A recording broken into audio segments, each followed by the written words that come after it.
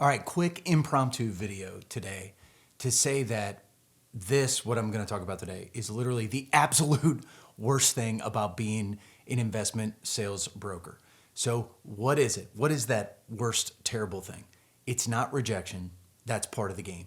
It's not getting ghosted or people wasting your time. That's always going to happen in a sales process. It's not even losing a listing or hard-fought deal. It's literally this. And tell me if you can relate with this. Drop it below in the comments. You pour hours into a pricing analysis. You run comps, you build your model, you pull rent rolls, you compare everything, you analyze it, you think through how you can solve the problem and maximize value. You literally think through how you would place the asset on the market in all facets. You talk through every little variable in your report or broker's opinion of value. You deliver it in person to your client. You literally gift wrap them the market speaking. So you do all of that, and your pricing, your wisdom, literally that you gave, it gets shopped, whether directly with another broker or with a buyer that's come direct to them, right? And this just happened to me, if I'm being honest. What is the overall result of the process? Your insight literally gets used against you, and you're out. You're out. Okay, that might have sounded a little dramatic, but if you're in the commercial real estate or brokerage business, or you're selling real estate or assets like it, you know exactly what I mean. In fact, if you're watching this, I know you know those hard conversations, and you're probably doing them 3 to 4 times a week, telling owners, what is this property really worth? Here's my professional opinion. Here's how the market would speak to it at this time. Bringing that data, the comps, the context, showing your work, that's how you earn trust. And that's what this game is all about, is earning trust.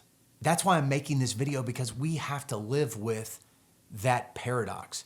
You can't earn trust without going deep, without talking real numbers, real process. You can't go deep without sharing the data, the pricing, and giving a vision for the result. Although I am trying to figure that out, how not to share too much, but to share enough to get the project. Regardless, once you've talked about that pricing, you really can't control what someone does with it. And maybe part of this video for you is just simply dealing with that fact that we're in a business where you can give information and technically it can be used against you. That's the unspoken truth behind every broker's opinion of value. Every BOV you'll ever send out. It's got information that you've earned through deals and study that's going to be used potentially against you. It really makes me so mad. Someone can take your hard work and just show it to someone else and benefit from it. And of course, what are you going to do? It's their asset. Wow, this video has definitely turned into a bit of a rant. Regardless, it stings, especially when you know that your work moved the needle for that person.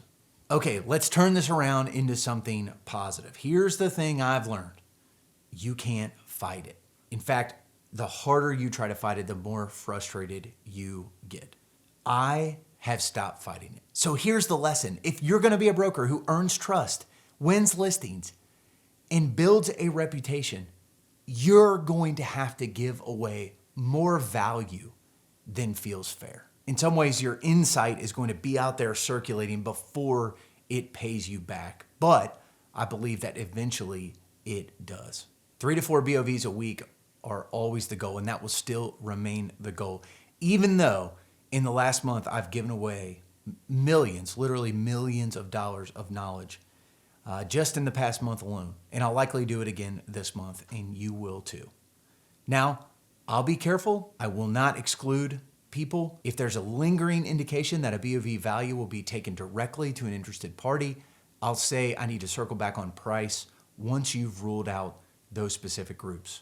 I am building specific cases to show that our marketing dynamic added more value per square foot, more value per unit, or a lower cap rate just because we marketed it and created a marketing dynamic, which is very important. And that should be a huge part of your BOVs. So this is a quick video to say, join me in the battle cry of I'm not going to stop great pitches just because 1 or 2 got shopped and the deals got done without me. That is simply part of the game. And I'll be visiting this video quite frequently to remind my frustrated self that that is what happens.